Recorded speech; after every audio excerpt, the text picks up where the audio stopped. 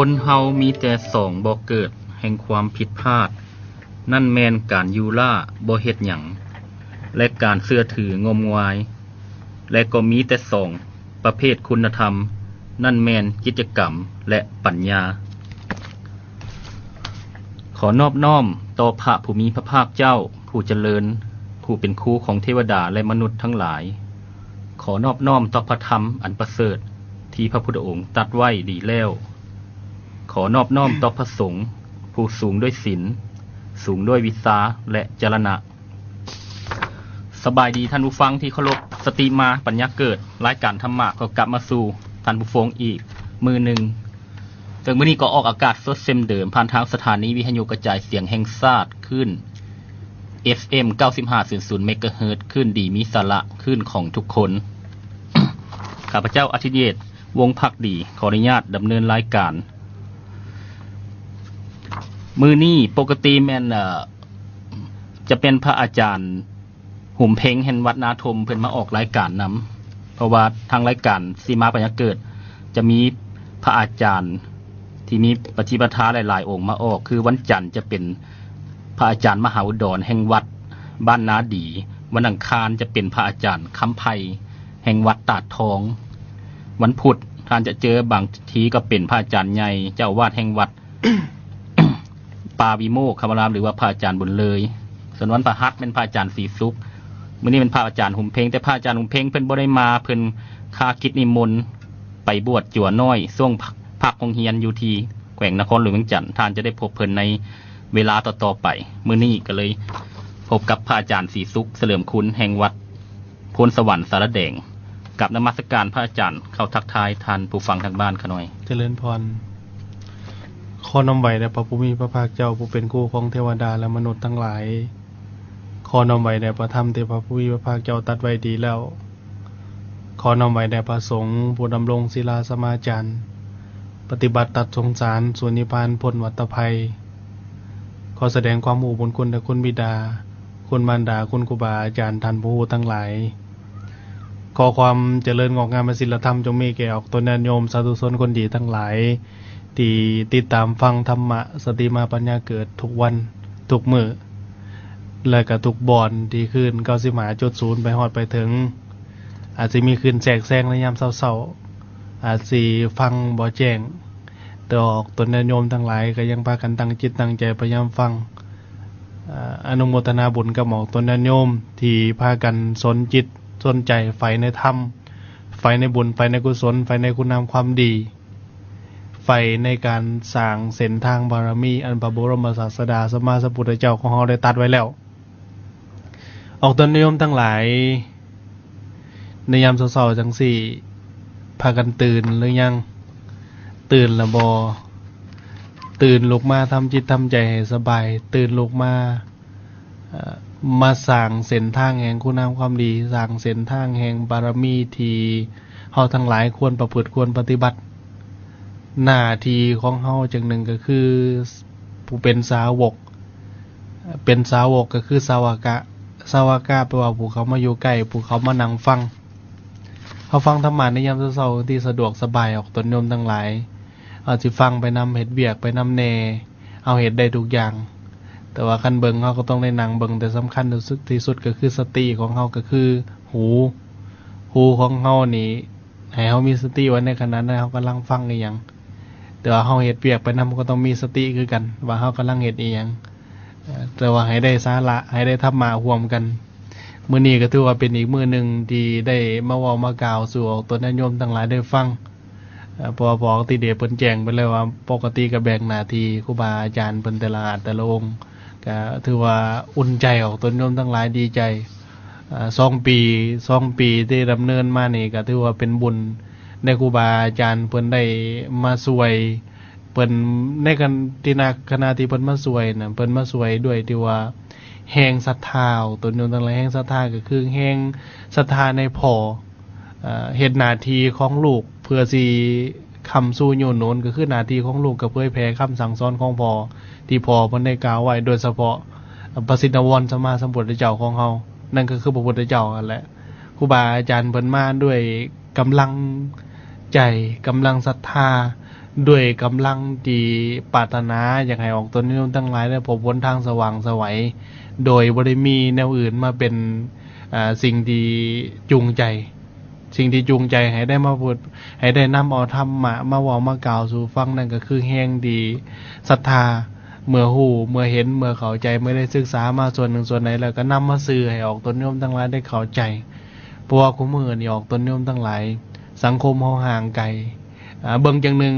คือว่าเฮาพัฒนาขึ้นเบิ่งจังหนึงคือว่าเฮาย่างถอยหลังเฮายังมีหลายสิ่งหลายอย่างที่ต้องเฮ็ดร่วมกัน อันนี้เป็นขั้นต้นเป็นเบื้องต้นที่เฮากำลังเริ่มย่างถามว่ายางไปในกลางทางแล้วบ่ฮึว่าก็ได้ยาง 2-3 บาท9 1ออกต้นโน้นทั้งหลายยางได้ฮอดบาท9 1 2บาท9นี่ก็ถือว่าเป็นบุญของเฮาแล้วเพราะฉะนั้นเฮากำลังเริ่มต้นเฮ็ดหยังให้พากันใส่จิตใจออกต้นโน้นทั้งหลายเพื่อหยังเพื่อเฮาสินำไปประพฤตินำไปปฏิบัติให้ถูกต้องลูกหลานสิเว้าอยู่ตลอดว่าพุทธศาสนาของเฮาเน้นการศึกษาภายในเน้นการพัฒนาภายในเน้นการสร้างภายในธรรมบ่เคยขวางโลกแต่โลกขวางธรรมพระพุทธเจ้าเพิ่นบอกตลอดว่าธรรมของเพิ่นเป็นอาการิโกเพิ่นบริหารเรื่องการสร้างสาพัฒนาวัตถุเรื่องการเฮ็ดอิหยังก็อย่าเรื่องการขุดน้ำบ่อก่อศาลาเรื่องการสร้างสาพัฒนาเรื่องการสร้างวัตถุเพิ่นบ่ห้ามแต่ว่าในขณะที่กำลังสร้างนั่นก็ให้เฮาสร้างวัตถุภายนอกแต่อย่าลืมสร้างภายในคือการพัฒนาจิตใจของเฮาให้เจริญควบคู่กันไปนำคือกันก็เฮาดีเป็นเด็กหน่อยเป็นลูกหลานเป็นเยาวชนยังก็อย่าเฮาเป็นหน้าที่ของเฮาคือยังเป็นคนดีของชาติเป็นทายาทดีๆของศาสนาในเมื่อเฮาเป็นคนดีของชาติสร้างสาพัฒนาชาติแต่ก็อย่าลืมสร้างศาสนาให้เกิดขึ้นภายในจิตใจนั่นคือสร้างความเจริญออกตัวนั้นทั้งหลายศาสนามันเช่นให้เฮามีความเจริญเฮามีกายมีที่พักผ้าอาศัยมีเฮือนมีซ่านให้อยู่มีกายแล้วก็จำเป็นต้องมีบ่อนให้เฮาอาศัยอยู่ได้มีเฮือนมีซ่านมีสถานที่บ่อนอยู่พักผ้าอาศัยใจคือกันออกตนโยมทั้งหลายมีใจก็ต้องมีเฮือนของใจเฮือนของใจคือหยังเฮือนของใจก็คือศาสนาโดยเฉพาะก็เฮามีพระพุทธศาสนาเป็นศาสนาประจำที่ประจำใจของเฮาเฮือนใจของเฮานั่นก็คือพระพุทธศาสนาสำหรับศาสนิกชนอื่นเฮือนใจของศาสนิกชนอื่นคือศาสนาของท่านที่ท่านนับถือแต่สำคัญที่สุดก็คือให้เข้าใจพระศาสดาตนโยมทั้งหลายพระศาสดาของเฮาสอนอีหยังและพระศาสดาของท่านสอนอีหยังศาสดาของท่านสอนให้ท่านมีความเป็นสากลศาสดาของพระพุทธศาสนาก็สอนให้มีความเป็นสากลเพราะฉะนั้นเอาความเป็นสากลมารวมกันเฮาอย่าเอาใจที่ว่ามีความแค้นใจที่มีความมีสาริษยาใจที่มีความคิดที่จะเบียดเบียนทำลายกันเอาตัวเฮาอย่าเอาตัวนั้นมาใส่ศาสดาเพิ่นสอนให้เฮาเอาความดีเอาความเป็นสันติภาพภาษาอังกฤษเพิ่นว่า peace เอาความสงบนั้นมาใส่กันเฮาอย่าเอาความร้อนเฮาอย่าเอากิเลสส่วนตนมาใส่กันเพราะฉะนั้นถ้าเอากิเลสส่วนตนมาใส่กันมันมีปัญหาตัวโยมทั้งหลายคือกันก็มันเกิดสงครามต่างๆเกิดขึ้นกูมื้อนี้ไผว่าสงครามศักดิ์สิทธิ์สงครามมันบ่เคยศักดิ์สิทธิ์ดอกตัวโยมทั้งหลายสงครามมันมีแต่ทำลายทำให้คนเท่านั้นแหละเป็นยังเปิดยังบอกว่าทำให้คนเพราะในสงครามมันมีแต่ความโลภของตนโยมทั้งหลายความโลภความเอารัดเอาเปรียบซึ่งกันและกันความหลงคือหยังความโลภความโมโหโทโสความโมโหโทโสจังได๋คือเฮาเห็นนั่นแหละบ่เห็นสิว่าเอาห้อยยิ้มใส่กันมีแต่จกปืนออกมายิงกันจกปืนออกมาขาพันลันแทงกันมาเสียบมาแทงกันหรือว่าถิ่มนิวเคลียร์ใส่กันแล้วมันมีแต่ความหลงคือหยังหลงอวิชชาเฮ็ดให้หน้ามืดตามัวมีแต่มันแข่งกันบางคนก็บอกว่าสงครามศักดิ์สิทธิ์แล้วมันสิศักดิ์สิทธิ์อยู่หม่องใดเพราะฉะนั้นนี่เฮามาพัฒนาภายในดีกว่าของตนโยมทั้งหลายเพราะว่าภายในนี่มันเฮ็ดให้เฮามีความสงบมันมีความโหมความเย็นมันเฮ็ดให้เฮามีความพักกลมสุมเย็นให้เรามีความสบายใจเฮาพัฒนาภายในเจริญแล้วนี่สงครามภายในบ่เจริญมันบ่เกิดขึ้นดอกตัวนึงแล้วสงครามภายในคืออย่างที่มันเฮ็ดให้เฮาฮ้อนทนปัจจุบันนี่คือมันเฮ็ดให้เฮามีความโลภความโกรธความหลงความโลภความโมโหโทโสความมูจักพัฒนาเจ้าของจักเถื่อฟังแล้วก็ได้แต่ฟังแต่ว่าบ่นำไปใช้มันก็เลยบ่มีประโยชน์ดอกตนโยมทั้งหลายเพราะฉะนั้นนี่เฮาต้องดำเนินตามทางที่ถูกต้องพอที่เดชมื้อนี้เฮาสนทนากันต่อที่เป็นคำถามเมื่อวานขอหน่อยขอแจ้งการเวลากันขอหน่อยครับเป็นน้อยนึงคือการเวลานี่แม่นขึ้น13ค่ำเดือน7พุทธศักราช2556กงกับวันศุกร์ที่21เดือนมิถุนาเดือน6 กีทัศสังกา2013ออกอากาศสดเต็มเดิมขาน้อย ออกตัวนิยมมาจงใส่มื้อนี้จักคำเพราะว่ามื้อนี้เป็น13คำ 13คำขาน้อยเดือน 13 7 คำกันยามจอจันทร์ที่เป็น15คำเดือน7วันเวลาหมุนเวียนเปลี่ยนไปออกตัวนิยมทั้งหลาย ไวขาน้อย หมุนไปคราวเดียวเมื่อวานบ่ที่เดชสืบต่อเมื่อวานก็ได้ต่อไปให้แล้วส่วนหนึ่งส่วนใดแต่มื้อนี้อยากเสริมต่อให้คือไม่ออกเพิ่นถามตอนท้าย โดยขาน้อย เพิ่นเว้ามาตอนท้ายว่าอาจารย์ในสำนักนั้นบ่ได้ว่าสำนักได้แล้วออกตัวนิยมทั้งหลายสิเป็นมื้อนี้ก็ยาหรือบ่เป็นก็ยาในสำนักนั้นมีขน้อยนี่มีความเหลื่อมใสศรัทธาอยู่ในบ่อนครูบาอาจารย์ที่เป็นวัดหนึ่งวัดใดก็ยามีความเหลื่อมใสศรัทธาแล้วพอเวลาไปขน้อยไปวัดขน้อยก็มักไปหาผู้เพิ่นที่ว่าเพิ่นสี่ทางที่ถูกต้องแสดงเหตุแสดงผลให้ฮู้ให้เข้าใจแล้วกงกันข้ามแล้วก็มีอีกผู้หนึงที่ว่าแนะนำที่ว่าไปในทางที่ว่าพระศาสดาบ่ได้สอนที่เป็นเรื่องการเฮ็ดอีหยังก็อย่าเรื่องการตัดกรรมตัดเวรตัดอีหยังเรื่องอันนี้นี่ถ้าเฮามีหมู่มีครูเฮาแนะนำไปหาอาจารย์ที่ว่าเพิ่นบอกทางที่ถูกต้องแล้วก็ดำเนินตามพระศาสดาสอนนี่ผิดบ่จัดอยู่ในสังฆเพศบ่อันนี้ก็ถือว่าเป็นเรื่องที่น่าสนใจตนนึงตอนหลายก็ได้เว้าไปแล้วเมื่อวานนี่ว่าในขณะที่เฮานี่ออกตัวโน้นทั้งหลายเฮาแสดงความเมตตาที่ถูกต้องอันที่จริงแล้วผู้ที่เจ้าสวยนั่นก็เจ้าก็มีความปรารถนาดีอยู่บ่มีความปรารถนาดีตัวปรารถนาดีในความปรารถนาดีนั้นมันเป็นปรารถนาดีบ่ถูกต้องบ่ที่เด่น โดยขาน้อย มันแฝงความปรารถนาหายอยู่ในโตวอันนี้นี่ออกต้นโยมทั้งหลายอยากฝากไว้จังหนึ่งก็บ่ได้ตีสปอครูบาอาจารย์หรือว่าสิเป็นแม่ค้าแม่ซี่ไอ้จั่วไอ้เน้นแม่งก็อย่าบางเทื่อออกต้นโยมนี่ก็เป็นการบังคับไปในโตพอติเดช โดยขาน้อย ไปหาครูบาอาจารย์สูตรนั่นไหนก็น้อยแน่ตัดนั่นไหนก็น้อยแน่ผูกก็นี่ให้ก็น้อยแน่ก็เลยที่ว่าครูบาอาจารย์บางเทื่อก็บ่ขีนก็ขีนบ่ได้ออกต้นโยมไว้บางทีเฮ็ดไปเฮ็ดมากก็เลยกลายเป็นความเคยชินออกต้นโยมไปหาก็ปฏิเสธบ่ได้หรือว่าไปหาอาจารย์ยังให้สูตรให้แน่โดยเฉพาะอาจารย์ที่สุกบางเทื่อก็พบตลอดแต่ว่าอาจารย์สูตรไหนก็น้อยแน่ยังไงอาจารย์สูตรไหนก็น้อยปืนสูตรไหนครูบาอาจารย์ปืนสูตรไหนคือบ่คักอาจารย์ก็น้อยซื้อรถใหม่แต่ว่าก็พยายามที่ว่าแนะนำครูบาอาจารย์ไหนอาจารย์องค์นี้เป็นสูตรอาจารย์เดี๋ยวออกต้นนิยมบางทีอาจสิถึกใจหรือบ่ถึกใจจังไดก็อย่าตัวก็คือพยายามหลีกออกต้นนิยมทั้งหลายเพราะว่าบ่ให้มีปัญหาหลายบางเทื่อคันเฮ็ดแล้วก็สิติดไปออกต้นนิยมก็บ่ติดกันองค์นี้บ่สูตรมันก็เลยที่ว่ากลายเป็นบังคับครูบาอาจารย์ไปในตัวก็มีนี่อยากฝากให้คิดนํกันออกต้นนิยมทั้งหลายว่าในองค์กรนี่บางทีเฮากดดันผู้บริหารองค์กรเกินไปนี่ก็เสี่ยงต่อเฮาคือกันมันมีผลเสี่ยงต่อเฮาแต่เสี่ยงทั้งต่อผู้บริหารมันก็เลยที่ว่าเฮ็ดให้องค์กรเฮาล่มก็มีพอติเดชบางเทื่อองค์กรเฮาล่มมันบ่ได้ขึ้นกับหัวหน้าอย่างเดียวเด้ขึ้นกับที่ว่าผู้บริหารร่วมกันขึ้นกับค้าหุ้นว่าไงขึ้นกับลูกน้องขึ้นกับที่ว่าผู้ดำเนินกิจการในบริษัทคือกันนั่นนะไปกดดันให้เพิ่นเฮ็ดในสิ่งที่บ่เหมาะสมขาน้อย โอ้อันเป็นหยังหัวหน้านี่ทั้งๆที่ตัวเองขี้ข้านเฮ็ดเวียกบางเทื่อหัวหน้านี่เป็นหยังคือบ่ขึ้นเงินเดือนให้บ่ขึ้นเงินเดือนให้ประท้วงบ่เลยจังได๋สิลาออกจังซี่บางเทื่อกดดันหัวหน้านี่ก็จำเป็นเงินบางทีนี่กดดันบ่ถือวิธีนี่ก็เสี่ยงคือกันออกต้นโยนทั้งหลายเพราะฉะนั้นนี่ยังไงคิดนํกันแล้วอยากฝากคือกันว่าในขณะที่เฮาไปสมมุติว่าเฮาไปนี่เฮาพยายามที่ว่าไปหาเพิ่นอาจารย์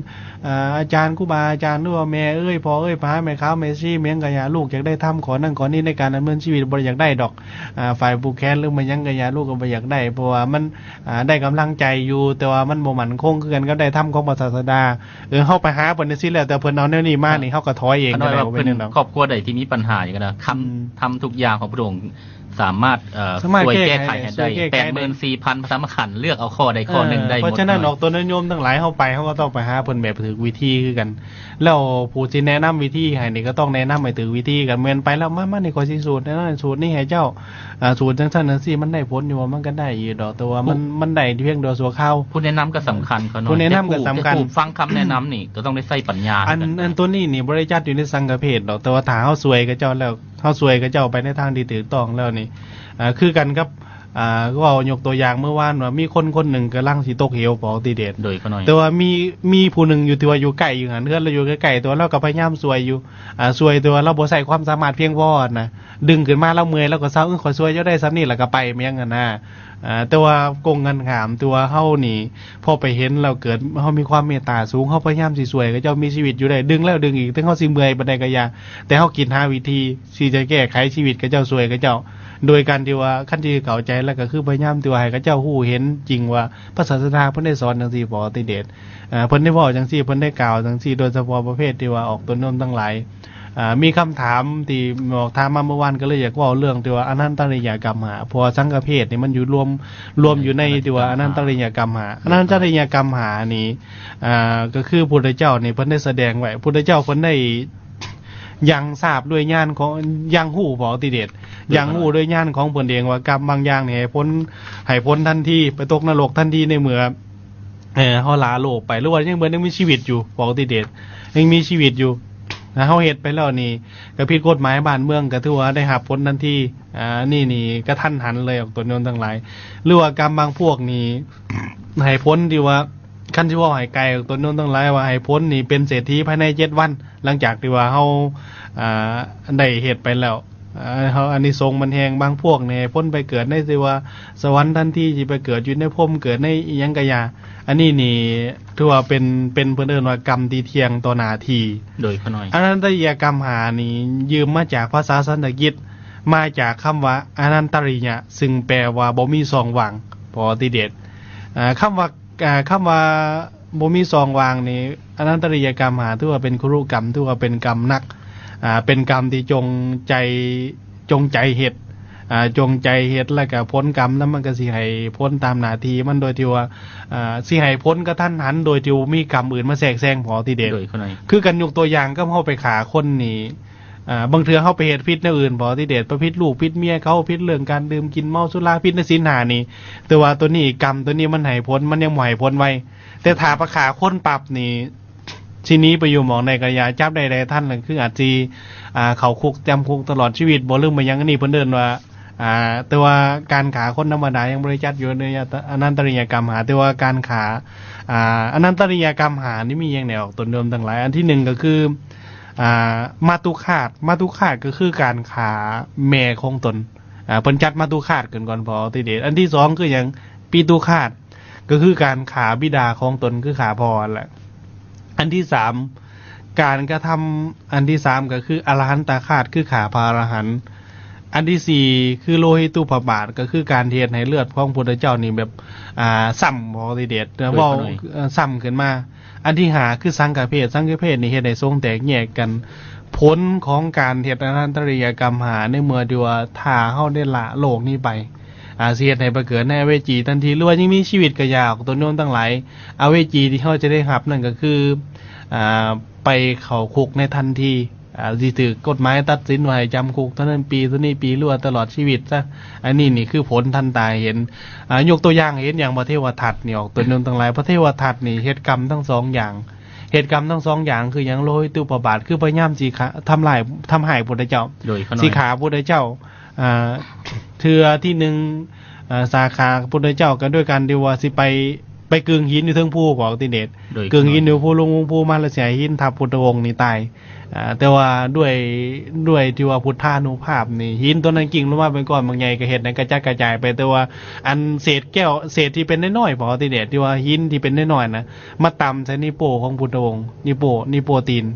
เฮ็ดให้ซ้ำเฮ็ดเพิ่นเอิ้นว่าเลือดห่อขึ้นมาก็เลยที่ว่ากรรมตัวนี้นี่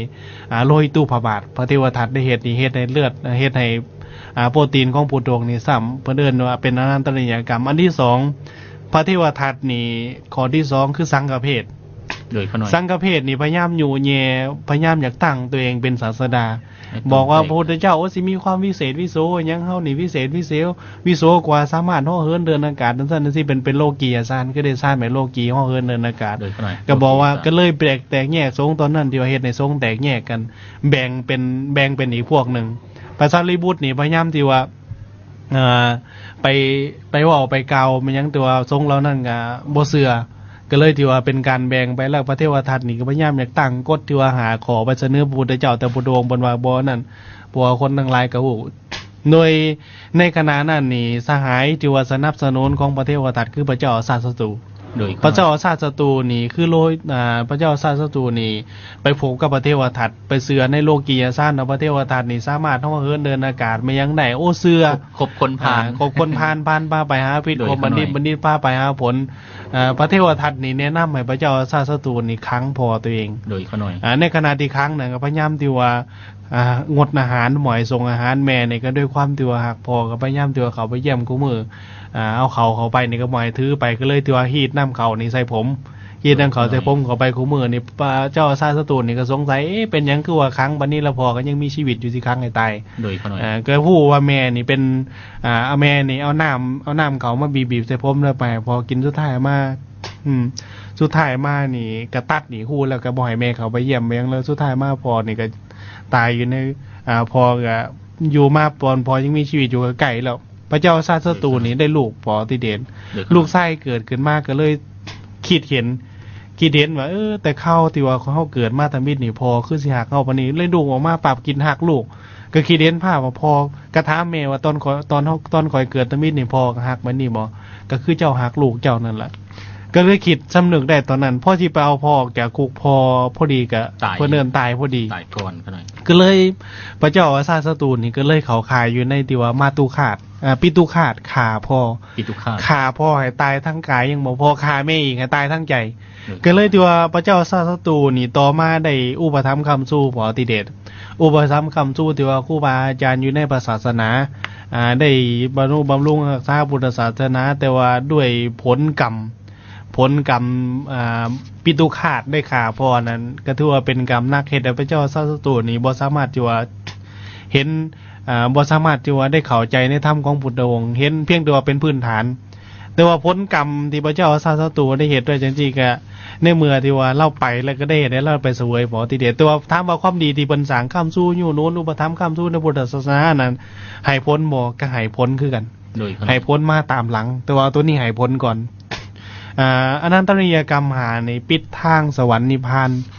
ปิดทางสวรรค์นิพพานนี่ก็คือปิดเฉพาะในโดยเฉพาะในศาสดาคือพระสัมมาโคดมในพุทธเจ้าของเราถ้าว่าไปเที่ยวต่อไปมีโอกาสได้พบพระพุทธศาสนาได้พบศาสดาอื่นมีโอกาสบอกติเดชแต่ว่าในศาสนานี่สัวกับสัวกันที่บ่เจริญเลย แต่ว่ากรรมที่หนักที่สุดเลย กรรม เพิ่นว่ามนุษย์คนเฮานี่พระองค์ว่าผิดแนวอื่นก็ยังพอผิดและแก้ไขได้ ผิดอะไรจะนักกรรม5คือฆ่าพ่อฆ่าแม่ฆ่าพระอรหันต์เฮ็ดให้พระพุทธองค์ต้องเลือดห่อแล้วก็ เจริญพร ยุแย่ส่อเสียดให้พระสงฆ์นี่แตกแยกนี่แม่นกรรมที่หนักที่สุดเลยขะหน่อย เจริญพรนอกจากอนันตริยกรรมหาแล้วกรรมอีกหนึ่งประเภทนอกจากอนันตริยกรรมหาปอติเดชเพิ่นเอิ้นนี่ว่านิยตมิจฉาทิฏฐิกรรมก็คือให้ผลบังเกิดขึ้นในนรกทันทีนี่คล้ายๆที่ว่าแฮงกับคือกันกับอนันตริยกรรมหานี่คือบุคคลเหล่านั้นนี่ยึดมั่นถือมั่นปอติเดชยึดมั่นถือมั่นยังยึดมั่นถือมั่นว่าเห็นว่ากรรมดีบ่มี โดย กรรมซัวบ่มีการกระทำทุกอย่างนี่ถือว่าเป็นการกระทำที่ว่าบ่ความดีบ่มีความซัวบ่มีเสือเป็นมิจฉาทิฏฐิความเป็นผิดมิจฉาทิฏฐิบุญบ่มีบาปบ่มีการขามารดาบิดานี่บ่มีผล ชา อี ติ หยั นี้ ง ชาติหน้าบ่มี ชาตินี้ชาติหน้าบ่มีหยังการขาพลหันขายยังกะยาตัวที่บ่มีผลขาไปแล้วก็แล้วซื่อๆตัวนี้เป็นความเห็นผิดนี่ตัวนี้นี่ให้ผลแบบเดียวกับอนันตริยกรรม โดย ความเห็นผิดนี่แห้งคือกันบ่ติเดชพระพุทธศาสนาของเฮานี่เชื่อเรื่องกันเชื่อออกตนนิยมทั้งหลายอยากฝากออกตนนิยมทั้งหลายพุทธศาสนาของเฮานี่นินที่การกระทำบ่ติเดช โดยขะหน่อย เพราะอนันตริยกรรมหานี่เฮาฮู้อยู่แล้วการที่ว่าเป็นทำลายการที่เฮ็ดหยังก็อย่าถามนุษย์นี่ถ้าคนเฮานี่ไปฆ่าสิเป็นขาแม่สิเป็นขาแม่เป็นขาพ่อยังกะยาตัวนี้นี่มันสิเป็นบาปสิในอนันตริยกรรมหามันเป็นบาปที่ว่าทวีคูณเลย โดยขะหน่อย มันเจียดให้ชีวิตเนาะนี่เฮ็ดหยังก็บ่เจริญนุ่งเฮืองเฮ็ดหยังก็สิบ่ก้าวบ่ไกลไปทางใดมันยังกะยาแต่ว่าเอาเริ่มต้นตั้งแต่1พุ่นแหละ กรร เริ่มต้น กร ตั้ รง ม แต่ เป็น 1 กรรมเป็นการกระทำของเฮาเองขะหน่อย แน่นอน กรรมเป็นการ เพิ่นนินการกระทำของเฮาเองนินที่เจตนาโดยเฉพาะที่ว่าเฮานินที่ว่ารักการกระทำของตนยนต์ทั้งหลายนี่ให้เฮาเข้าใจคือไม่ออกเว้ามานี่ลังนักก็แล้วเพิ่นจัดเรียงว่า มีคำถามต่อไปว่าในสังฆเพศนี่ขอได้นักกว่าหมู่ขอได้นักกว่าหมู่อันที่หนึ่งมันเพิ่นจัดเรียงใหม่ก็คือ โดย เอาสังฆเพศนี่ให้แห้งกว่าหมู่บ่ที่เด็ดคือเฮ็ดให้ทรงแตกแยก สูงแต่ เฮ็ดให้หมู่ส้นแตกแยกโดยเฉพาะที่ว่าในที่นี้ผู้โดงบางก็เน้นด้วยว่าทรงสังฆเพศในที่นี้หมายถึงว่าเฮ็ดให้ทรงแตกแยกเฮ็ดให้ครูบาอาจารย์พิดเถียงกัน โดยขนาด พิดเถียงกัน ถ้าครูบาอาจารย์เพิ่นเป็นสัมมาทิฏฐิเพิ่นอยู่ด้วยกันความสามัคคีกันอยู่กันด้วยความถูกต้องปรองดองดำเนินชีวิตตามธรรมของพระศาสดาได้ว่าได้กล่าวไว้พยายามที่เอาคำของพระศาสดามาเว้ามากล่าวสู่ออกตัวนิยมฟังเฮาไปโยแยเฮ็ดให้แตกแยกกันคืออย่างพระเทวทัตนี่ตัวนี้นี่ถือว่าจัดอยู่ในสังฆเพศออกตัวโน้นทั้งหลายคือเฮานี่มีความปรารถนาดีพยายามสิแนะนำที่ว่าโมคูนี่ให้ไปในทางที่ถูกต้องว่าไงว่ามันมีทางสองเส้นบอกที่เด็ดทางนี่ที่ว่าห้วยด้วยดอกกุหลาบอยู่แต่ว่าเอาดอกกุหลาบปกทั้งเทิงตัวทั้งลุมนั่นมันมีแต่หนามแต่ว่าเฮาฮู้แล้วว่าเฮาเคยไปมาก่อนแล้วว่าเทิงมันจะมีดอกกุหลาบอยู่ทั้งเทิงอยู่แต่ว่าทั้งหลุมมันมีน้ำอยู่เฮาเคยเหยียบมาแล้วเดี๋ยวเฮาแนะนำทางที่2น่ะมันเป็นทางที่ว่าเทด้วยคอนกรีตแล้วก็ขี้ฝุ่นมันยังมันบ่มีขี้ฝุ่นมันเดียวมันยังมันบ่มีเฮาแนะนำให้ไปทางนี้สะดวกสบายก่อนเด้อแล้วก็ฮอดไวกว่าทางนี่เจ้าไปนี่แม่นอยู่มันดอกกุหลาบแต่ว่ามันทั้งหลุมมันมีแต่น้ำเพื่อเจ้าสิไปฮอดจุดหมายปลายทางนี่บางเทื่อไปฮอดจุดหมายปลายทางเจ้าไปเหยียบน้ำตีนเจ้าเปื่อยตายก่อนซับ แนะนำแบบกัลยาณมิตรเขาหน่อยเพิ่นเอิ้นว่ากัลยาณมิตรตาคือแนะนำหมู่คู่ด้วยความปรารถนาดีแนะนำไปในทางที่ถูกต้องอันนี้นี่ออกตัวนิยมทั้งหลายบ่ผิดกันแบบนี้เพราะเฮาฮู้แล้วว่าทางใดผิดทางใดถูกแต่ว่าเฮาก็บ่ได้ว่าต้องไปเว้าไปกล่าวไปหมิ่นประมาทบุคคลเหล่านั้นกลุ่มคนเหล่านั้นดอกแต่ว่าต่างคนก็ต่างมีวิธีต่างกันแต่ว่าสำคัญที่สุดแล้วสิสำนึกในคำสอนของพระศาสดาขนาดใดในคือกับคนคือกันก็ออกตัวนิยมทั้งหลายในครอบครัวมีลูกแล้วพอออกตัวนิยมทั้งหลายว่าเฮามีลูก2คนลูกคนนึงนี่สำนึกในหน้าที่เจ้าของเฮ็ดหน้าที่เจ้าของที่ถูกต้องลูกคนที่2นี่บางครั้งบางคราวก็สำนึกบางครั้งบางคราวก็บ่เฮ็ดหน้าที่เจ้าของถูกต้องถ้ามาเฮาสิขาทิ่มเฮาก็บ่ขาดอกจังใดก็เป็นลูกคือเก่าจังใดก็แพงคือเก่าอันนี้คือกันในศาสนาคือกันพระศาสดาเพิ่นบ่เคยที่ว่าคือกันกับสาวกนี่เพิ่นขนาบแล้วขนาบอีกเพื่อสิให้ไปในทางที่ถูกที่ต้องเพิ่นสิเว้าแล้วเว้าอีกกล่าวแล้วกล่าวอีกแต่บางเทื่อสาวกก็ยังมีปัญหาอยู่บ่ติเพราะฉะนั้นในภูมิธรรมของแต่ละคนก็บ่คือกันบ่ตนยนต์ทั้งหลายเพิ่นเอิ้นว่าอินทรีย์ภาวนาบ่คือกันโดยคันผู้ใดมีอินทรีย์ภาวนาครูบาอาจารย์อินทรีย์ภาวนาชั้นเลิศนี่ก็ไปตลอดรอดฟังคันอินทรีย์ภาวนานี่บ่ถึงขั้นว่าเลิศนี่ก็ที่ไปแบบทู่ๆไทยๆแต่ว่าก็ความพยายามต้องสูงออกตนโยมทั้งหลายนี่ให้เฮาเข้าใจสังฆเพศนี่ถือว่าเป็นกรรมแห่งที่สุดอันที่2มาโลหิตุบาบาทนี่การเฮ็ดให้เลือดซ้ำของพุทธเจ้าซ้ำนี่ถือว่าแห่งอันที่3อรหันตขาดคือว่าการขาพอรหันต์แห่งอันที่4ก็คือการขาเพราะอันการขาแม่นี่ก็ถือเป็นแห้งอันที่4อันที่5ก็คือปิตุขาดการขาพออันนี้นี่ที่ว่าเพิ่นจัดจังซี่ออกตัวนั้นตรงหลายแล้วอยากเสริมมาอีกจังนึงเมื่อวานได้เว้าไปเรื่องอิทธิฤทธิ์ปฏิหารเรื่องยังก็ยาวตัวนั้นทั้งหลายถามว่าอิทธิฤทธิ์มันมีประโยชน์บ่มันมีประโยชน์บางครั้งบางคราวมันมีประโยชน์ที่ว่าบางเทื่อนี่คันใส่บ่เป็นมันก็สิกลายเป็นความหลงไปเลยเพิ่นสงสัยเขาหน่อยทางบ้านเพิ่นโทรมาถามท่านพระพุทธองค์เพิ่นเคยตรัสบอกเรื่องที่เนี่ยอิทธิฤทธิปาฏิหาริย์มีจริงบ่เพิ่นก็บอกคือพุทธเจ้าเพิ่นพุทธองค์ได้กล่าวไว้นี่อิทธิฤทธิ์ในศาสนาพุทธที่เพิ่นกล่าวไว้ก็มี3อย่างที่เว้ามาพอที่1มาอิทธิฤทธิปาฏิหาริย์ก็คือการแสดงฤทธิ์ที่เป็นการฮ้อเอิ้นเดินอากาศบ่การแปลงร่างกายมันยังก็ยาการแปลงร่างกายของเฮานี่หลายเป็นหลายๆแบบอันที่2มาอเทศนาปาฏิหาริย์การเดาใจคนการทายใจคนอันที่3อนุสาสนีปาฏิหาริย์คือการแสดงเฮ็ดให้คนฮู้คุณฮู้โทษบ่ที่เด็ดฮู้ดีฮู้ชั่วฮู้บาปกรรมพุทธองค์นี่เรื่องการแสดงอิทธิฤทธิปาฏิหาริย์นี่พุทธองค์เพิ่นว่าแสดงฤทธิ์นี่สมควรแก่เหตุแก่ผลก็ควรแสดงเคยยกตัวอย่างมาอย่างสดิน3พี่น้องอุลุเวลากัสสปานี่เป็นคนที่ว่ามีฤทธิ์มีเดชเก่งถ้าสิไปแสดงอีโก้สูงถ้าสิไปแสดงธรรมอย่างเดียวนี่บ่ได้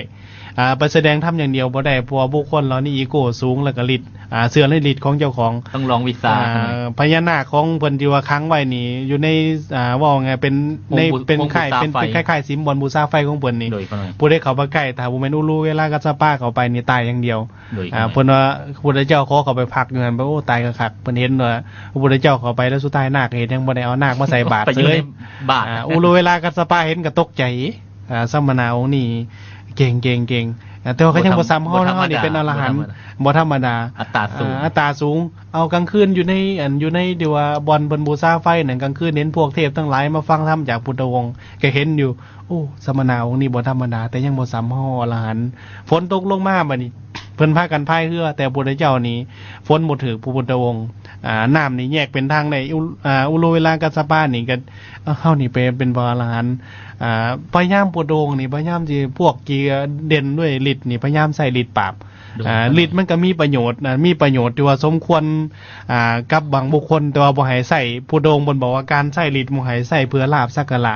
บ่ให้ใส่เพื่อที่ว่าแสดงอวดนางอันนี้นี่เพิ่นห้ามพระสงฆ์ครูบาอาจารย์ห้ามใส่แบบเลื่อนลอยมีหยังกันเอาใจมีหยังคือกันการเอาใจคนกันท้ายใจคนนี่ถ้าท้ายบ่ถือก็มันผิดก็มีปัญหาเสี่ยงอีกตัวนึง เพิ่น ทั้งห จะ ลาย ใส่ในบุคคลที่เหมาะสมเวลาที่เหมาะสมเพื่อจะปูทางในการที่เพิ่นจะแสดง สาวกนี่มีขีดจำกัด แสดงธรรมให้บรรลุ คืออย่างเพิ่นให้พระโมคคัลลาใส่นี่ใส่ลีใส่เดชกับบางครั้งบางคราวบ่ให้ใส่เป็นตัวทีบเหมือนเพิ่นใส่เป็นแล้วเพิ่นบอกว่าทั้งสองอย่างน่ะมันก็ใส่ได้อยู่แต่มันบ่ค่อยมันเสี่ยงต่อการงมง่ายหลายกว่าบ่ควรใส่ถ้าสิใส่ให้ได้ดีที่สุดนี่เพิ่นสรรเสริญเฮาใส่ตามศาสดาดีกว่าตัวนึงทั้งหลายเพิ่นสรรเสริญอนุสาสนีปฏิหารก็คือข้อที่3การซี่คุณซี่โทษเฮ็ดให้คนเฮาฮู้จักผิดฮู้จักถูกตัวนี้ฮู้จักบาปบุญคุณโทษรู้จักคุณรู้จักแสดงความกตัญญูกตเวทีตัวนี้นี่เพิ่นให้ใส่ตัวนี้ การเทศนาแสดงธรรม การเทศนาการแสดงธรรมแบบพิสดารนี่เพิ่นสรรเสริญที่สุดของตัวนึงทั้งหลายเพราะฉะนั้นนี่การใส่ฤทธิ์ใส่เดชคืออย่างเพิ่นกลับไปบ้านนี่พอที่เดชเพิ่นกลับไปบ้านของเพิ่นชาวเมืองนี่โอ้ยสิทธะรู้ว่าพระพุทธเจ้านี่สิมีเก่งมาแต่ไสสิหยังกะดะกะดอเป็นเพียงคนธรรมดาสามัญนี่แหละไปบวชเมียงญาติพี่น้องมีมนาทิฐิบ่ที่เดชถือตนหลายสิ่งหลายอย่างมันเป็นลูกเป็นหลานเฮานี่นะมักอันนี้มันสิเก่งมาแต่ไสไม่ยังกันเว้าภาษาบ้านเฮานี่นะ ทำอิฐนบก็ยังบ่อยากนบปานใด เขาเลี้ยงมากับมือสอนมากับมือหนบยังบ่หนบพระพุทธเจ้านี่เพิ่นก็เลยแสดงอิทธิฤทธิปฏิหารให้เห็นน่ะฝนที่ว่าตกลงมาฝนตกลงมาเป็นแล้วก็เฮ็ดเป็นสีแดงให้หลายสีฝนนั่นฝนที่ตกลงมาเนี่ยไผอยากเปียกก็เปียกไผบ่อยากเปียกก็บ่เปียกแสดงให้เห็นหลายสิ่งหลายอย่างก็กลุ่มคนเหล่านั้นจึงยอมรับบางคนอีโก้มันสูงบ่ติเดชอิทธิมนาสูงสุดท้ายมาอุรุเวลากัสสปะนี่ก็ได้ฮู้ได้เห็นว่าสัมมนาองค์นี้บ่ธรรมดาก็ได้ฟังธรรมของพุทธองค์แสดงธรรมให้ได้ฮู้ได้เข้าใจแล้วก็เลยทั้งสามัยนองนี่ก็เลยที่ว่าได้เขามาบวชในพุทธศาสนาได้ปฏิบัติธรรมเป็นแท้จริงเป็นสุดท้ายมาบรรลุอรหันต์อันนี้เพราะฉะนั้นนี่การใส่ดิษการใส่ยังกะยาวตัวนมทั้งหลายทั้ง2ข้อที่ผ่านมานี่โดยเฉพาะอิทธิฤทธิปฏิหารอาเทศนาปฏิหารอิทธิฤทธิ์เรื่องการแสดงฤทธิ์เนาะเรื่องอากาศเรื่องอาเทศนาปฏิหารเรื่องการท่ายใจเรื่องยังกะยาพุทธองค์มันบอกโดยเฉพาะในข้อที่คืออย่างศีลของครูบาอาจารย์นี่ในปาราสิกนะเพิ่นก็บอกในปาราสิกนั้นเพิ่นก็บอกว่าการที่ว่ามันมีข้อหนึ่งอยู่นะฮะเพิ่นบอกว่าการที่ว่าไปอวดตัวเองว่าอวดอุตริมนุสธรรมอวดตัวเองว่าตัวเองเก่งซั่นนั่นสิทั้งๆที่ว่ามีหรือบ่มีมันยังกะยาเพิ่นบ่ให้มันผิดคันใส่ฤทธิ์นี่สมควรแก่เหตุแก่ผลนี่บ่ใส่ฤทธิ์ไปในทางที่ผิดนี่เพิ่นก็ให้ใส่อยู่บางครั้งบางคราวแต่ใส่ไปมีเหตุมีผลกันใส่ไปเพื่อลาภสักการะเพื่ออยากแสดงอวดอ้างไม่ยังคอนเทนต์นี่คือว่าขาดจากความเป็นครูบาอาจารย์นี่พอที่เด็ดเพราะฉะนั้นนี่เฮาสิเห็นอริยครูบาอาจารย์เพิ่นสิมีความแนบนิ่งแล้วก็มีความระมัดระวังตัวเองละเอียดสูงเพราะฉะนั้นเฮาอย่าบ่เดาซุ่ม4ซุ่ม5แล้วก็อย่าไปคิดแทนเพิ่นเอาเพิ่นเป็นนั่นเป็นนี้ส่วนนั้นเฮาสิมันเสี่ยงของตนโยมทั้งหลายนี่ให้เฮาเข้าใจจังซี่ให้เฮาเข้าใจเรื่องอนันตริยกรรมหาตัวนี้ให้แม่ออกเพิ่นสบายใจแล้วเนาะ ให้สบายใจให้สบายใจได้ บ่ได้มีเจตนาที่บ่ดีแบบนั้นเพิ่นบ่มีอะไรจะกรรมเพราะว่าพระพุทธองค์เพิ่นกล่าวว่าเจตนาเฮากล่าวเจตนาว่าเป็นกรรมเจตนาเป็นกรรมถ้าเจตนาเฮาเจียนให้แตกแยกกันนี่เฮาเจตนาว่าโอ้ยอาจารย์ก็ดีกว่าซั่นจังซี่เจ้าบ่สนใจผู้นั้นผู้นี้อาจารย์นี่บ่ดีมีหยังตัวนี้นี่คั่นอาจารย์นั้นเพิ่นถูกอยู่ทั้งสองนี่ถูกคือกันเบิดต่างแนะนำเฮาไปในทางที่ถูกต้องแต่เฮาพยายามอยากสร้างลาภสักการะให้อาจารย์ของเฮาก็บอกอาจารย์ก็ดีกว่าอาจารย์นี่เป็นซั่นจังซี่นี่มันเฮ็ดให้แตกแยกกันละคั่นฝ่ายนี่บ่ถูกต้องแต่ว่าหมู่ครูเฮานี่พยายามสินำไปในทางที่ถูกต้องเฮาแนะนำไปในทางเดียวมันสะดวกสบายแล้วก็ทางซื่อกว่าทางนี้มันมีดอกกุหลาบเต็มอยู่แต่ว่าทั้งพื้นมันมีแต่น้ำนี่เฮาฮู้แล้วไปเหยียบมาก่อนเฮาเหยียบแล้วน้ำจักกันนึงพอติเด็ดตีนเฮามันยังบ่เซาพองอยู่บางคนเจตนาบ่ดียัง ตัวเองเหยียบไปแล้วเจ็บไปแล้ว ยังไปบอกคนอื่นอีกพอที่เด็ดก็แบบเดียวกับ อยา มั ก น ให้ เดียวว่า อยากให้หมู่เป็นคือโต ก็แบบเดียวในสมัยก่อนคนบ้านเฮาบ่เข้าใจออกตัวนึงทั้งหลายสมัยก่อนมีจกหาล่าง10ไปยังอะนะตื่นมาจกถือของมิ้นมาล่างแล้วเสียไปแล้วหายังมาล่างอีก10ผู้ดีเป็น30ผู้ดีปืนมาจกปืนมาถามเป็นจังไดเข้าไปโอ้คักๆยังแนะนำกันไปต่อ เรื่อยๆอยู่ยังคิดไปน้ำหนาโอ้นี่ก็เสี่ยงอยู่ออกตัวนึงทั้งหลาย สี่ทางพิษให้กัน สี่ทางพิษในกันก็ลำบากมันก็ยากอันนี้นี่ให้เข้าใจเด้อตัวนึงทั้งหลายเข้าใจที่บอกที่เด็ดมีคำถามอื่นเพิ่มบ่หรือว่ามีสำนัก บ่เพิ่มขน้อยขอเสริมของ เอาเสริมของที่ เจตนาของพระเทวทัตเนาะที่ว่า797พระพุทธองค์ว่า9เจตนาว่าเป็นกรรมเนาะขั้นสุดท้ายก่อนที่พระเทวทัตจะถือว่าถึงขั้นแตกหักเนาะกับพระพุทธองค์เลยเนาะแม่นเพิ่นมีตั้งเจตนาเลยว่าย่างเข้าหาพระองค์เพื่อขอกฎที่เข่งที่สุด5ข้อเนาะคือ1เพิ่นเสนอต่อพระพุทธองค์ว่าห้ามพระสงฆ์อยู่ในเมือง หรือว่าอยู่ในตัวบ้านให้อยู่ป่าอย่างเดียว2ให้บิณฑบาตอย่างเดียวห้ามรับกิจนิมนต์ไปอยู่ทางเฮือน3ให้ใส่ผ้าบังสกุลอย่างเดียวคือผ้าห่อศพคือห้ามรับจีวรอย่างดีที่มาถวาย4ให้อยู่ในห่มไม้อย่างเดียวห้ามอยู่ในสิ่งที่ปลูกสร้างที่เป็นห่ม5ห้ามสั่นเนื้อทุกชนิดพระองค์เพิ่นก็เลยตอบแบบชัดเจนไปเลยว่าบ่อนุญาตสิ่งที่ขอนั่นจะเฮ็ดให้บ่สะดวกในการ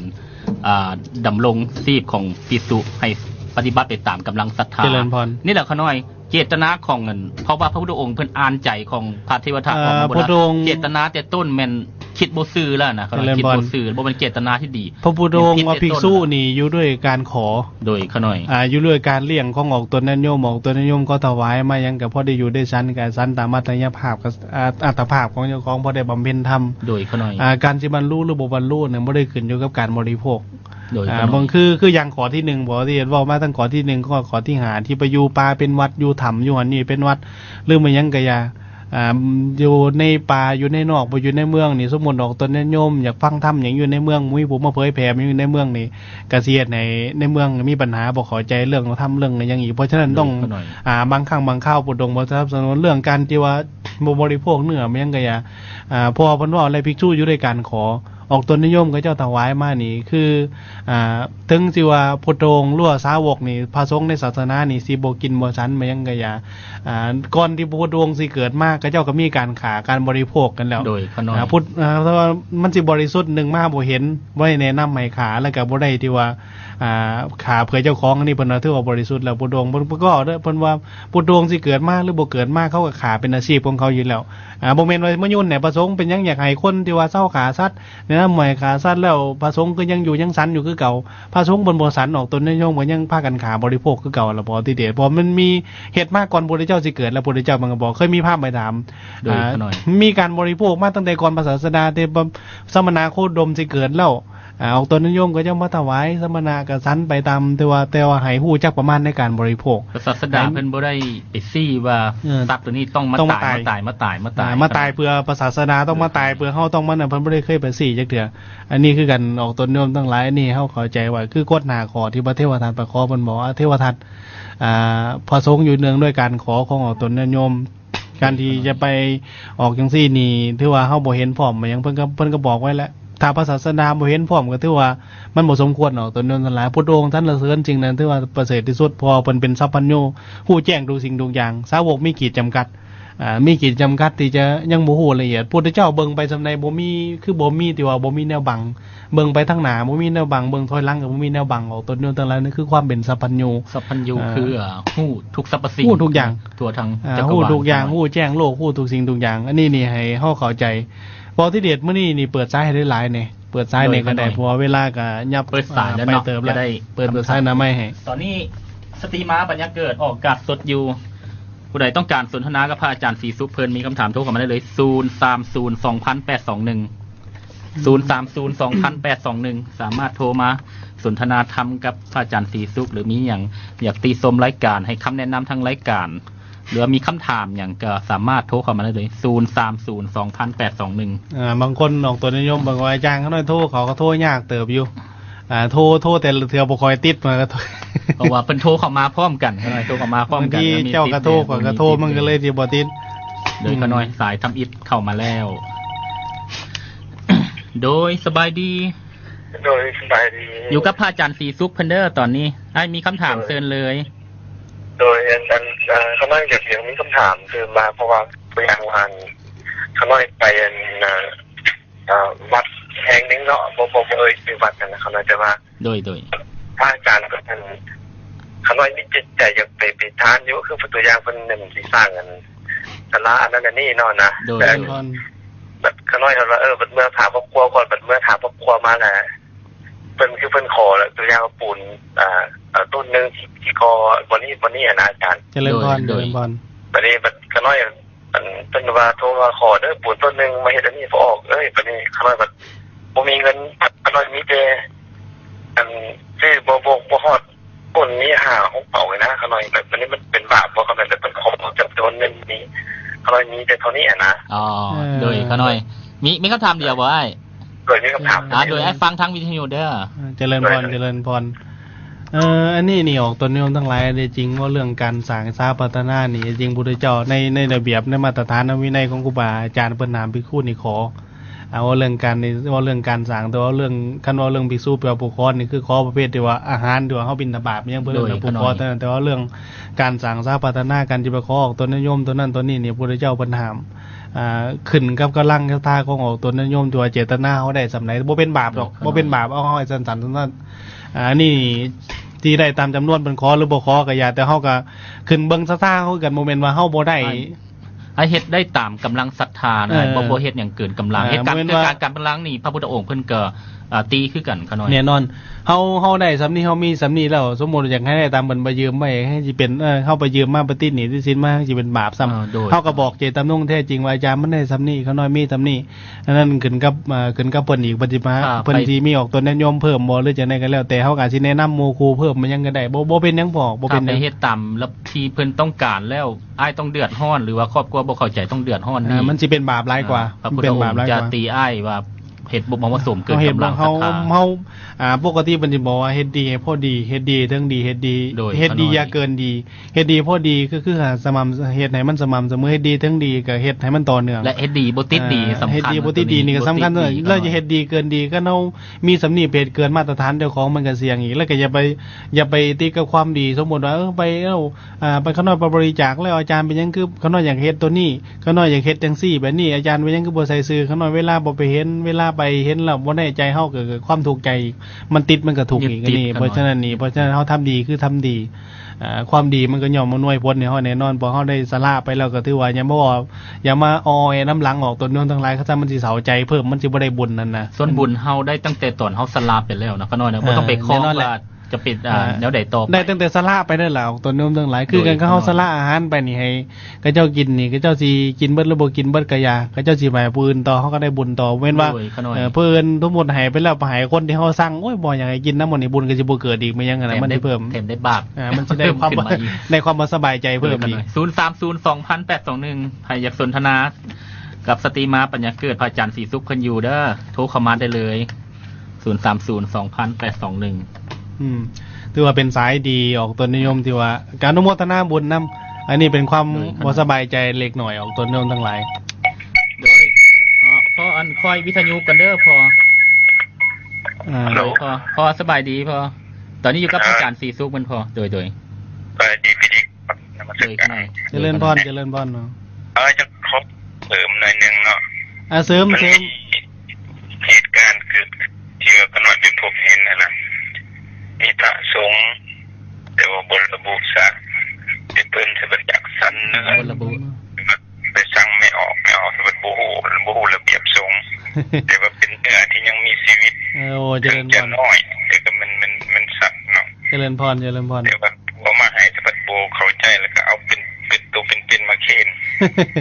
แต่บ่ฮู้ไปให้ไผจัดการเจริญพรน้อยละทวงว่าบ่ถือที่เฮ็ดอันนี้เจริญพรยังดอกเอาแผ่เมตตาให้มันแล้วก็แล้วโดยเวลาเฮ็ดให้กับอาจารย์แล้วให้คนอื่นแผ่เมตตาอาจารย์สิว่าได้เจริญพรอันมันนำแหงเลยก็บ่จักสิตอเป็นนั้นมันจะบ่เป็นแผ่เมตตาได้พอมันสิแผ่ความเป็นแก่ตัวได้คือเป็นนะมันเป็นแผ่เมตตาละขออาจารย์ชี้แจงให้ตื่นได้นะครับเป็นแบบหรือว่าได้ปรสิตหรือได้อีสังเกตเจริญพรแต่ว่า เจริญพรละเมิดทางวินัยอยู่ในสงฆ์เจริญพรตัวเพิ่นตัวนี้นี่เพิ่นปรับเป็นอาบัติปาจิตตีพอตัวก็ถือว่าเบาปาจิตตีนี่ถ้าบางคนคิดว่าเบาตัวถ้าปาจิตตีเรื่อยๆนี่ก็สะสมขึ้นไปเป็นอาบัติหนักได้เด้พูดนี่ฟังพอเป็นฟังปีกันอยู่มื้อนี้ก็ปาจิตตีมื้อหน้าก็ปาจิตตีสะสมเป็นอาบัติหนักได้พอติเดชก็ไปเดียวก็เฮาที่ว่าไปเบียดเบียนคนอื่นแล้วมื้อนี้ก็ซับมากอกมื้อหน้าก็ซับมากอกอาบัติปาจิตตีนี่ขั้นเบาเบาแต่ว่าขั้นเบานี่ก็เฮ็ดเรื่อยๆเฮ็ดเป็นประจำก็กลายเป็นหนักได้โดยขน้อยก็ไปเดียวก็แบบเดียวก็เฮาเอายกตัวอย่างว่าตัวพ่อแม่อยู่ในเครื่องซะไปตีลูกนี่มื้อนี้อาจสิใช้ฝ่ามืออาจสิใช้ฝ่ามือก็ได้มื้อที่2อาจใช้มากอกพอที่มื้อที่3อาจใช้ไม้ซะยังไปตัวมื้อนี้ก็ตีมื้อหน้าก็ตีมันสิกลายเป็นการสะสมความเครียดแค้นในแก่ลูกลูกนี่ยังอีบอยแม่นี่เป็นจังก็มีแต่ตีคือบ่มีเหตุมีผลครูบาอาจารย์คือกันมื้อนี้ก็ปาจิตตีมื้อหน้าก็ปาจิตตีเพิ่นบ่เป็นจังดอกปงอาบัติซื้อกันแล้วทั้งหมดแล้วมันก็ว่าการปงอาบัติหมายถึงปงอาบัติหมายถึงการแสดงอาบัติบ่ที่เดียวแสดงว่าคันว่าได้เหตุผิดขอนั่นขอนี้แล้วครูบาอาจารย์บ่ได้ผิดแม้งเจ้าเฮ็ดไปด้วยบ่เป็นเจตนาอันนี้นี่การปงอาบัติการแสดงอาบัติถ้าเฮ็ดไปด้วยเจตนาสั่งเอามาจังซี่นี่แสดงว่าผิดเข้าข่ายผิดแน่นอนเพิ่นถึงสิเพิ่นสิปรับเป็นอาบัติปาจิตตีแต่มื้อนี้ก็ปาจิตตีมื้อหน้าก็ปาจิตตีสะสมกลายเป็นอาบัติหนักได้สะสมไปเรื่อยๆเพิ่นเดินว่าไปดินฟอกหางหมูก็ถือว่าผิดเต็มผิดเต็มกระทงคั่นแบบกฎหมายก็คันถาไปลักประเภทที่ว่าลักเป็ดลักไก่นี่ก็ใส่โทษปรับไม้ใส่โทษธรรมดาพอที่เดชอันที่ปรับไม้ขึ้นกันได้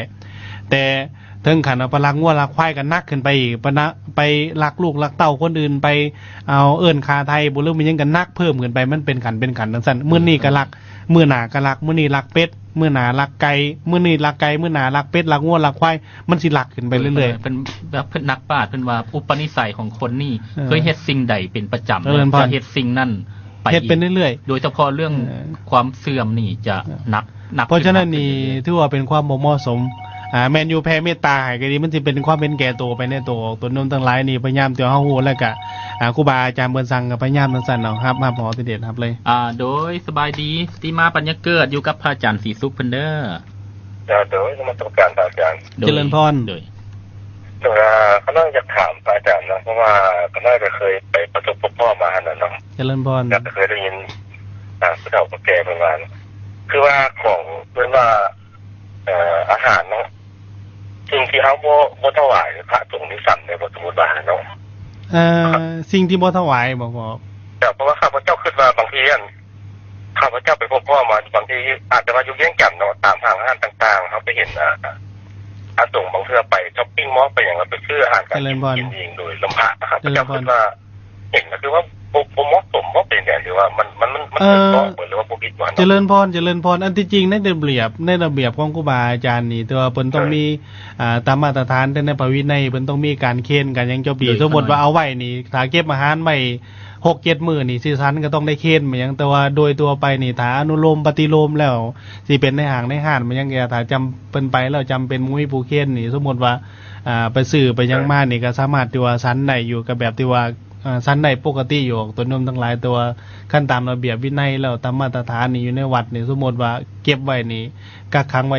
6-7 มื้อหรือว่าไก่ถามว่าชั้นเพิ่นก็ปรับเป็นอาบัติถูกกฎบ่ปจิตติมันยังเพิ่นปรับเป็นอาบัติถูกกฎส่วนหลายถูกกฎก็ห้องลงไปเป็นขันที่2แต่ว่าขั้นซ่าสมเรื่อยๆแต่ว่าบ่ประพฤติปฏิบัติมันก็เป็นที่ว่าเพิ่นเอิ้นว่ามันเป็นความดำของศีลเฮ็ดให้ศีลของครูบาอาจารย์บ่ละเอียดการไปชั้นการไปยังคือกันเลยแต่ว่าเบิ่งสถานการณ์ความเหมาะสมแต่ว่าคันเฮ็ดเรื่อยๆมันยังเฮ็ดเรื่อยๆมันก็จะกลายเป็นซ่าสมว่าง่ายว่าคือกับขี้ฝุ่นมันติดนี่แต่ว่าเฮาบ่ซักจักเทื่อมันก็สิดำไปเรื่อยๆพอโดยมันเป็นจังซั่นมีหยังเพิ่มบ่พอมีหยังเพิ่มบ่โอ้โดยกันนะเพราะว่าขน้อยเคยไปเห็นอยู่ตามห้างๆเนาะมันคือว่าบ้าบางทีย่านบ้านออกตัวญาติโยมบางคนที่บ่เข้าใจขน้อยบางคนขน้อยก็คิดว่าที่คันเพิ่นบ่สั่นมาจะเลยอันเวลาสั่นของเพิ่นบ่หั่นน่ะเจริญพรแต่ว่ามันบ่มีผู้ไปถวายเพียงข้าพเจ้าคิดว่าคันเพิ่นบ่สั่นก็เอาเป็นจังได๋ว่านะเจริญพรไปตามสถานการณ์ตอนนั้นบ่มีผู้เจริญพรมันขึ้นกับสถานการณ์ในแต่ครูบาอาจารย์เพิ่นก็ต้องปกติก็ต้อง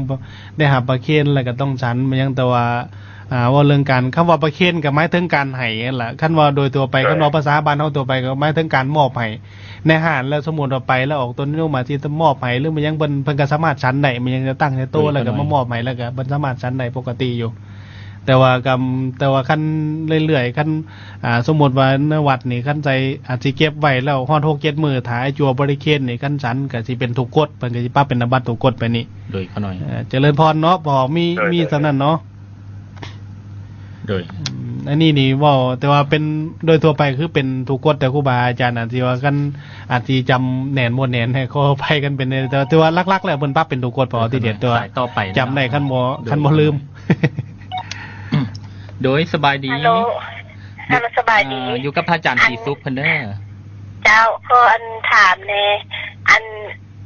ลูกอะนะ คือ สายหลุดเขาหน่อย อันที่เป็นสายหลุดไปตัว โทรเข้ามาใหม่ได้ โทรเข้ามาใหม่ได้ ได้โทรเข้ามาใหม่เด้อบางทีสายหลุด เจริญพร ได้ยินลูก โทรเข้ามาใหม่ได้ยินแต่คำว่าลูก แต่ว่า โดย บ่ฮู้ว่าลูกเป็นจังได โดยบายดีเอ้ย ฮัลโหลคันสบายดี ว่าได้เลย มนต์พระอาจารย์นะ โดย เจริญพร นมัสการ ขน้อยมีอันทุกข์หลายเดี๋ยวนี้นะมีกรรมอยู่ในใจว่าเรื่องมีนรกอยู่ในใจ เป็นทุกข์แห้งเดี๋ยวนี้ลูกมันกินยา เจริญพร แล้วก็เฮ็ดให้เฮ็ดขาดกับแม่นะคันมันบ่ได้กินบ่ได้นะ เจริญพร จะขน้อยจะสิเฮ็ดจังได๋ฟังธรรมกับฟัง เจริญพร ซอยให้พระอาจารย์ซอยคำเห็นซอยนี้ เจริญพรเนาะ ลูกชายลูกสาวอันเอ้ย ลูกชาย อายุเพิ่นประมาณ 16-17 ปีเนี่ย 67 ติด แต่ว่าเป็นคน